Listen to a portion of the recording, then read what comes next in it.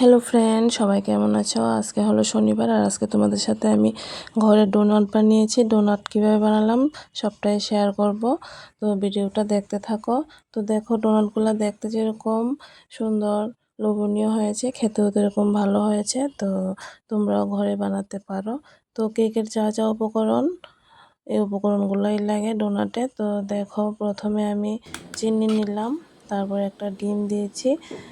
পরিমাণ মতো মিষ্টিটা নিতে হবে, যার যতটুকু মিষ্টি পছন্দ করো। তারপর দেখো, তেল নিয়ে নিলাম প্রায় আধা কাপের মতো।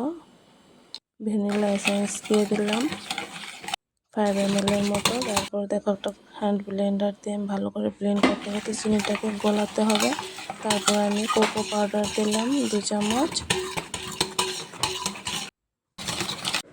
চকলেট কালার বানাবো তার জন্য। তারপর দেখা দিলে আমি দুধটাকে ঘন করে রেখেছিলাম, দুধ দিয়ে এটাকে আরও ব্লেন্ড করতে হবে। গুঁড়ো দুধ দিলে আরও ভালো হয়, খেতে টেস্ট হয়। তো দেখো, তারপরে আমি বেকিং পাউডার, বেকিং সোডা পরিমাণ মতো দিয়ে দিলাম। দিয়ে দেখো, ফুলে উঠেছে ডিম দুধ সবটা। তারপর আমি ময়দা দিয়ে দেব। ময়দাটা আটার ডোর মতো হবে, মাখলে এরকম পরিমাণে দিতে হবে। তো চেলে চেলে আমি যতটুকু লাগে আমি ময়দাটা দিয়ে দিলাম। তারপর দেখো, এখানে একটা টাইট ডোর মতো বানিয়ে নিলাম। রুটি বানালে আমরা যেরকম বানাই এরকম।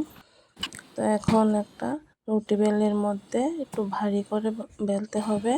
তারপর দেখো, একটা গ্লাসের সাহায্যে আমি কেটে নিলাম। তো এখানে 4টা হয়েছে। আর একটা ছোটো গ্লাস দিয়ে আর একটা ছোটো বানিয়ে নেব। তারপর এগুলা দিয়ে আবার বেলে আবার শেপ দিয়ে দেব ডোনাটের। তো দেখো, মাঝখানটার মধ্যে আমি বোতলের মুখ দিয়ে ছিদ্র করার জন্য শেপটা দিয়ে দিলাম। তো দেখো, এখন একটা চাকুর সাহায্যে আমি এগুলাকে তুলে নেব। ভেতরের যে গোল অংশটা, এটাকেও আলাদা করে নেব। এখন দেখো, ওইগুলাকেও পরে ভেজে নেব, যাতে ভালোই হয়।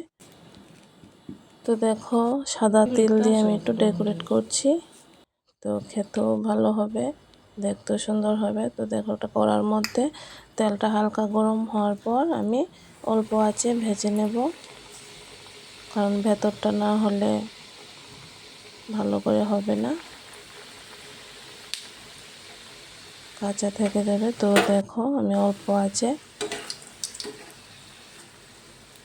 কোকো পাউডার দেওয়ার কারণে কালারটা দেখো কীরকম হয়েছে। তো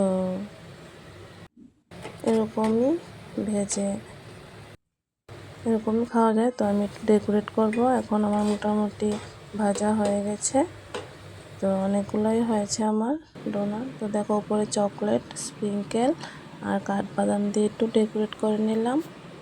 তো এরকম লেগেছে তোমাদের, আমার রেসিপিটা জানাবে, তোমরাও ঘরে বানাতে পারো। আর আমার ছেলে মেয়ে তো খুবই পছন্দ। তো আমরা সবাই খেলাম। তো দেখো কতগুলো হয়েছে। তো আমার রেসিপিটা ভালো লাগলে কমেন্টস করবে, লাইক শেয়ার করে দেবে যদি ভালো লাগে। তো এতটুকুই, আবার দেখা হচ্ছে নতুন একটা কিছু নিয়ে।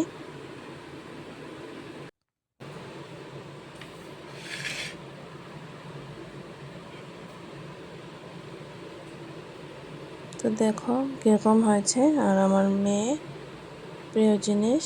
তো অনেকদিন ধরে ইচ্ছে ছিল এটা বানানোর, তো বানালাম। মেয়ে স্কুল থেকে আসার পর দেখো দিলাম টেস্ট করতে।